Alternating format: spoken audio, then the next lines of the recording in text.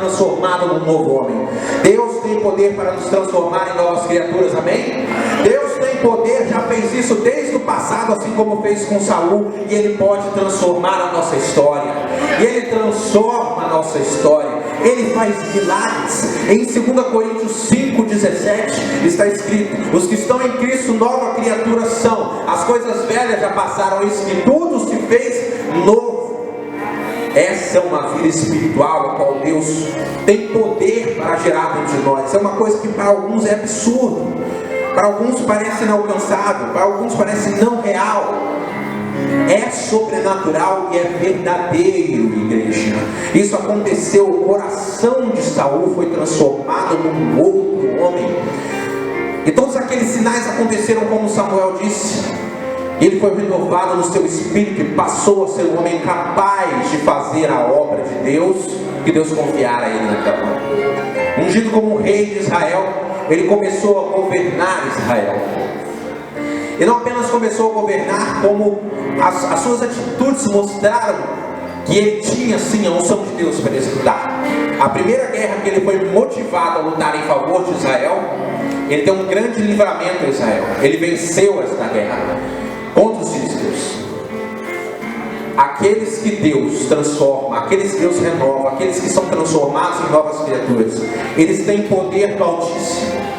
Eles recebem no Espírito uma nova vida e conseguem vencer enormes batalhas, porque recebem esse poder de Deus, e o poder do Altíssimo os capacita isso. Aleluia!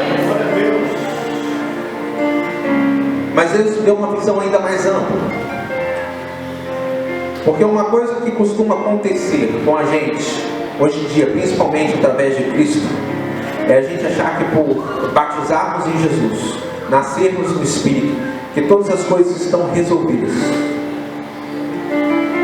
No Espírito, sim. Uma coisa que nós não conseguimos, normalmente não compreendemos. Você pode deixar o seu texto marcado em Samuel, que nós vamos ver os detalhezinhos, mas eu gostaria de convidar a igreja a ler 1 Tessalonicenses 5, 23.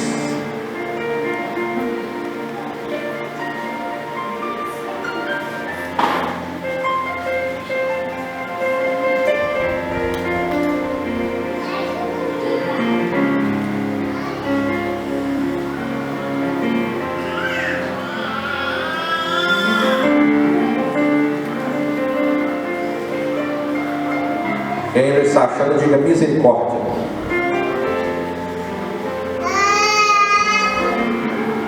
Vou ler, amém?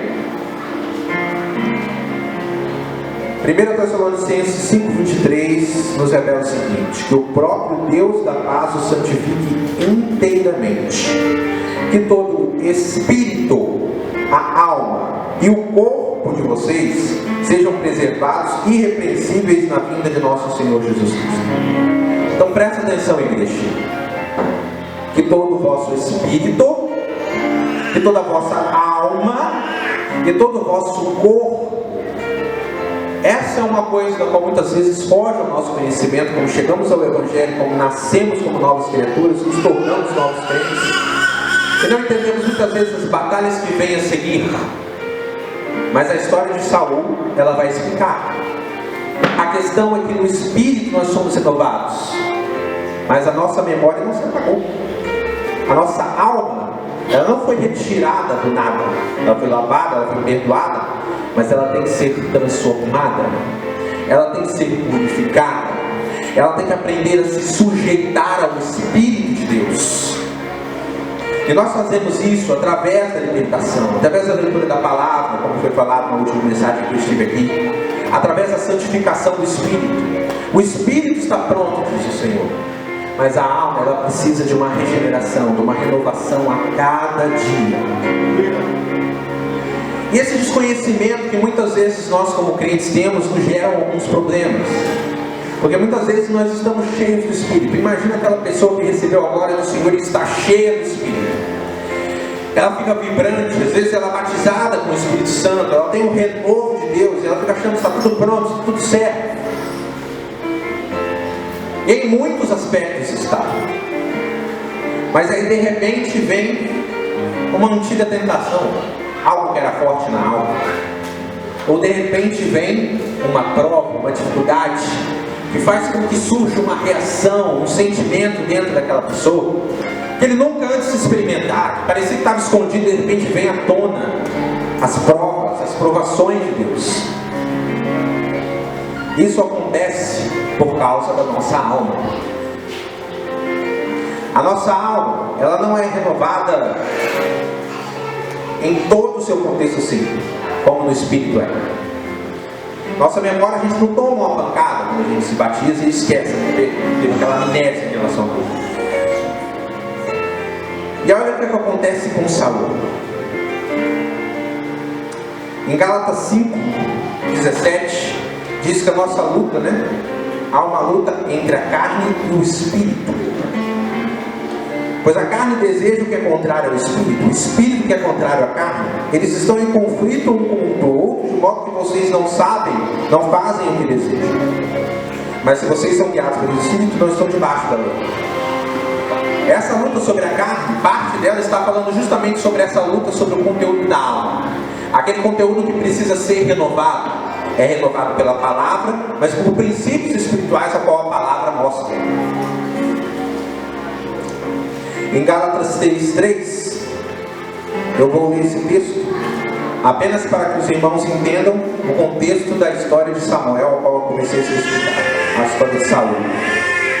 Será que vocês são tão insensatos que, tendo começado pelo Espírito, querem agora se aperfeiçoar pelo esforço próprio? Vão terminar na carne? Será que foi inútil sofrer tantas coisas? Se é que é inútil. E aqui Paulo estava falando que é possível a gente começar no Espírito, mas terminar na carne, ao invés de crescer no Espírito.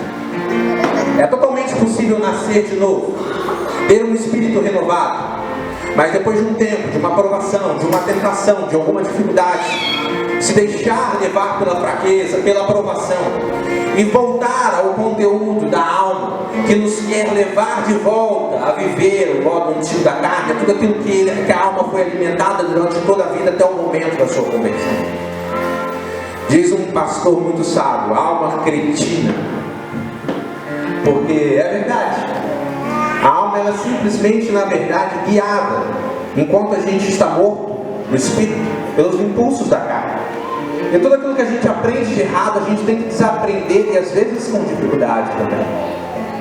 Mas voltando à história de Saul, eu pude perceber uma coisa. Isso também acontecia com Saul. Eu já revelei uma coisa a qual muitas vezes a gente não compreende. Que Saul tinha uma dificuldade na alma dele. Ele tinha um complexo de inferioridade. Será que ele tratou? Será que ele cuidou disso? Ou será que isso em algum momento surgiu de novo na vida dele? Essa é que é muitas vezes a história que acontece conosco quando somos convertidos. Aquilo que é da nossa alma volta para nos assombrar. E eu quero tomar a história de Saul agora, em alguns detalhes, para explicar aos irmãos como isso muitas vezes acontece. A quarta observação que eu tive aqui, ela na verdade está em 1 Samuel 8:7, os irmãos não precisam abrir a Bíblia se não quiser, que diz o seguinte: oh, aleluia, aleluia. 1 Samuel 8:7. Está na cima.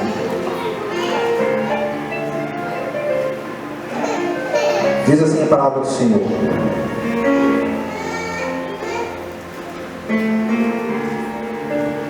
ainda não achei. Perdoe os irmãos. E o Senhor lhe respondeu: atenta a tudo quanto o povo está lhe pedindo. Não foi a você que rejeitaram, foi a mim que rejeitaram como rei. Essa começa a revelar uma história não apenas de Saul, a história de Israel.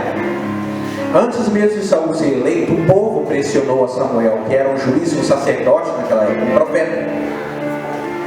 E o Senhor disse para ele atender o pedido daquele povo para colocar um rei. Ele disse: Samuel, eles não estão rejeitando você não fica com raiva não, é a mim que eles estão rejeitando como rei. Pois o sistema de governo de Israel naquele tempo era a teocracia, o governo de Deus, de uma religião sobre uma nação. E Deus achava isso suficiente, mas aquele povo não achava mais. E essa palavra veio confirmar em 1 Samuel 12:19, quando depois de repreendê-los e explicar isso, o povo conseguiu reconhecer. E diz assim a palavra do Senhor: seus antepassados, porém, se esqueceram do Senhor, seu Deus, então ele se estendeu. 12:19. Todo o povo disse a Samuel: ora ao Senhor, o teu Deus, em favor dos teus servos, para que não morramos. Pois a todos os nossos pecados acrescentamos o mal de pedir um rei. Eles reconheceram este erro. E agora a radiografia mostra o ambiente a qual Saul estava se encontrando. Ele foi ungido, ele foi escolhido por Deus, mas na verdade já estava ali um povo que revelava no seu coração independência de Deus. Eles não tinham um desejo tão forte no seu coração de servir e de obedecer apenas a Deus. Eles queriam um rei, eles queriam algo que eles pudessem enxergar. Eles já estavam mostrando uma raiz de dependência no seu coração, uma independência de Deus. E isso foi o que os moveu a seguir fora da direção do Espírito. Mas o Senhor permitiu, não exatamente quis. Pode ser dos propósitos eternos, mas foi uma permissão de Deus. Essa quarta observação mostra o ambiente ao qual Saul se encontrou. E depois de uma quinta observação da história de Saul, eu pude entender o que aconteceu.